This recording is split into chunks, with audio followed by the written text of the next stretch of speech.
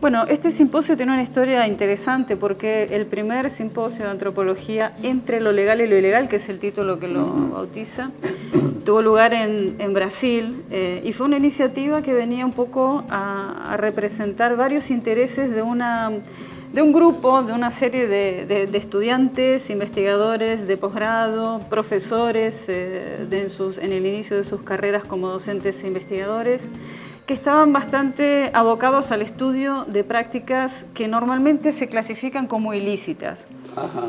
Por ejemplo, desde el uso de drogas hasta las economías informales, por ejemplo, las formas de tránsito de diferentes mercancías a través de las fronteras. También, por ejemplo, el uso del espacio urbano, ¿no es cierto? Cómo las personas van ocupando diferentes espacios y en muchos casos se tornan ilegítimos. Bueno, acá tenemos en la ciudad de Posadas una situación bastante particular en relación a las ocupaciones, también un término bastante cargado, digamos así, de connotaciones negativas. Una cosa importante que nos suele confundir tiene que ver con esta distinción entre lo legal y lo ilegal. Uno piensa lo legal y lo ilegal con muchas connotaciones morales, en el sentido de que piensa lo legal siempre como lo bueno y lo ilegal siempre como lo malo. Estos dos componentes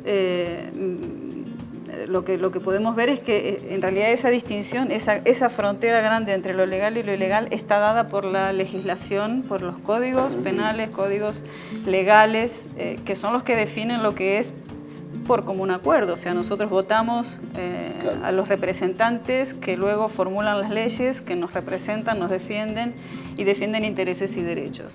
Pero este es un plano, es decir, el plano en el que la ley dice lo que se puede hacer y lo que no se puede hacer. Y otro plano, la ley inscripta en los principios de derecho, del Estado de Derecho, ¿no? en el que nosotros vivimos. Pero hay otro plano en el que la vida de las personas se va desarrollando con una dinámica y con una forma vital, digamos así, la vida en sus términos vitales propiamente, que va mucho más allá de estas pautas impuestas o pautadas por el propio Estado, por la propia legislación. En este sentido, muchas de las prácticas que son calificadas como ilegales no son percibidas por la gente como ilícitas.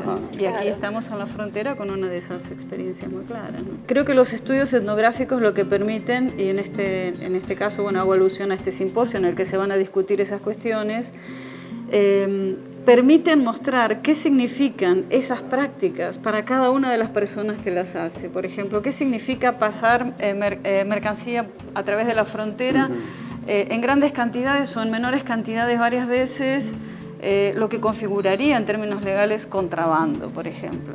¿Qué significa para esas personas, para la vida de esas personas? Pongamos otro ejemplo, el uso de drogas ilícitas. Para la persona que fuma marihuana, ¿qué significa el acto de fumar? ¿Qué significa el acto de comprar? ¿Qué significa para aquel que puede vender, conseguir esa sustancia en estas tramas donde las prohibiciones están pautando no solamente la vida de la gente en términos de que puede ir presa la persona por estar cometiendo un ilícito, sino que también esas mismas prácticas están muchas veces sustentando la vida de las personas. Por decirlo en una forma simple, podríamos pensar que las prohibiciones dadas a través de las leyes, ellas también, en el momento en que se producen como prohibiciones, generan un margen en el que se abre la posibilidad de que eso sea transgredido o que haya algunas formas.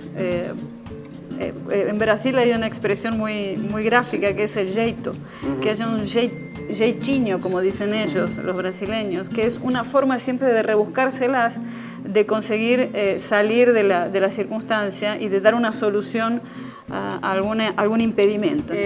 Hay una cuestión que me parece para enfatizar, que tiene que ver con esto de que no necesariamente las prácticas calificadas como ilegales están mal. Muchas veces la legislación demora en renovarse y tenemos varios ejemplos de eso. Por ejemplo, nosotros vamos a trabajar en el simposio temáticas como violencia, violencia legal y violencia ilegal, qué significa tener el derecho de reprimir, por ejemplo, y terminar con una vida desde una instancia policial, y qué significa la misma situación en un acto de defensa personal. Todos la carga, digamos, que definiría en términos de legitimidad o no un homicidio, por ejemplo. Trabajaríamos también las discusiones sobre cómo se vive en las cárceles y qué significan estos ámbitos de reclusión, si realmente es posible vivir en ámbitos de reclusión, y las etnografías nos van a mostrar que justamente el tránsito que hay entre el afuera y el adentro es permanente y el flujo es continuo. Entonces, lo que nosotros pensamos en términos legales como una línea y una frontera muy radical, en la práctica no es así, ni que existe, ni que se puede observar, ni que es posible vivir. Cuando decidimos realizar el segundo simposio en la ciudad de Posadas, muy contentos con la iniciativa y con la repercusión que tuvo la propuesta, decidimos hacerlo como iniciativa desde el Instituto de Estudios Sociales y Humanos, convocar a la Secretaría, decidimos también convocar a la Secretaría de Investigación y Posgrado de la Facultad de Humanidades y Ciencias Sociales de la UNAM, quienes están colaborando con muchísimo interés, la profesora Ana María Gorosito Kramer, Cristian Garrido también. La Oficina de Relaciones Internacionales también está colaborando mucho a través de Diana Arellano en la organización. Y por otro lado, el programa de posgrado en Antropología Social, que también está haciendo sus aportes con todas las redes, ¿no es cierto?